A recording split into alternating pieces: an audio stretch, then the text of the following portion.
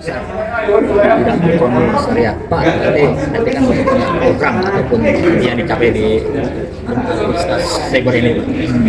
Jadi target kami adalah yang sesuai dengan arahan dari Pak Rektor pada saat sambutan pengukuhan tadi. Yang pertama adalah membina para desain-desain media untuk segera melanjutkan perjuangan apa yang telah saya lakukan selama ini, yaitu berupaya untuk menerbitkan atau menciptakan karya-karya yang baru dan bermanfaat sehingga memiliki nilai bagi kehidupan akademisi yang akan datang. Itu yang pertama. Yang kedua adalah targetnya adalah ke depan agar program studi digital entrepreneur yang saya pimpin saat ini ke depannya akan menjadi unggul, sehingga ekonomi syariah yang saat ini menjadi bagian daripada digital entrepreneur ini akan semakin baik, ya. Apalagi dengan adanya saya di sini sebagai guru besar di bidang ilmu ekonomi, khususnya di bidang ekonomi syariah, akan memberikan nilai tambah, ya, penilaian untuk menjadi program studi yang unggul. Itu yang pertama.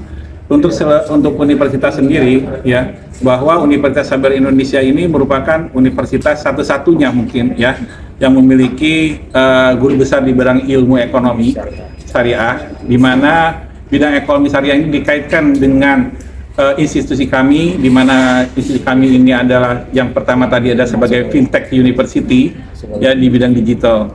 Oleh karena itu perlu adanya pengembangan ilmu ekonomi syariah di bidang digital. Kita sebagai generasi muda yang sudah memiliki bidang keilmuan tidak cukup hanya sampai di sini. Kita harus menambahkan bidang keilmuan itu baik dari sisi bidang ilmu ekonomi digital maupun bidang ilmu ekonomi syariah.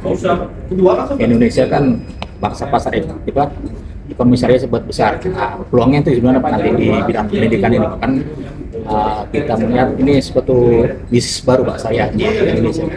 Betul sekali. Jadi seperti tadi yang sudah dikatakan pada saat orasi ilmiah saya, bahwa banyak sekali lapangan pekerjaan di bidang industri saat ini, baik itu di bidang bukan hanya perbankan syariah, tapi juga asuransi syariah, tapi juga ada bidang misalkan pasar modal syariah, kemudian ada juga bidang asuransi, kemudian bidang juga yang terakhir sekarang ini adalah umumnya fintech, ya, fintech syariah digital. Itu belum ada, ya, belum ada ahli-ahli syariah di bidang teknologi fintech ini, ya. Mungkin banyak sekali ahli-ahli di bidang financial technology, namun kita dalam hal pengembangan ilmu saat ini itu makin berkembang, sehingga kita butuh bagaimana fintech syariah itu dijalankan. Karena jelas fintech syariah berbeda dengan fintech konvensional. Ya, saya jelaskan di sini karena perbedaan itu sangat bentang sekali. Misalkan pada saat tadi saya katakan di dalam orasi, yaitu akad jual belinya, akad transaksinya, kemudian sampai kebijakan peraturannya itu sangat berbeda dengan kebijakan peraturan konvensional.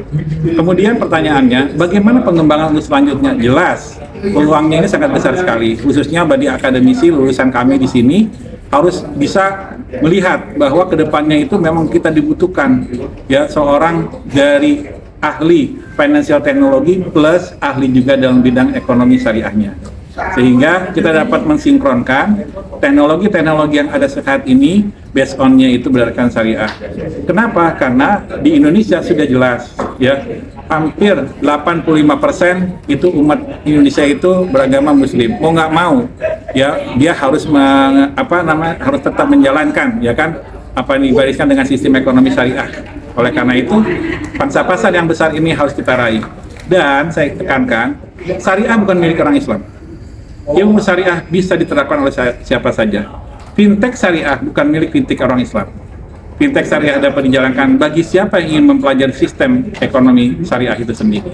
Nah, oleh karena itu, mau nggak mau kita nih semua harus bisa berjalan, bergandengan tangan, ahli ekonomi, ahli keuangan, ahli teknologi, plus juga ahli syariah.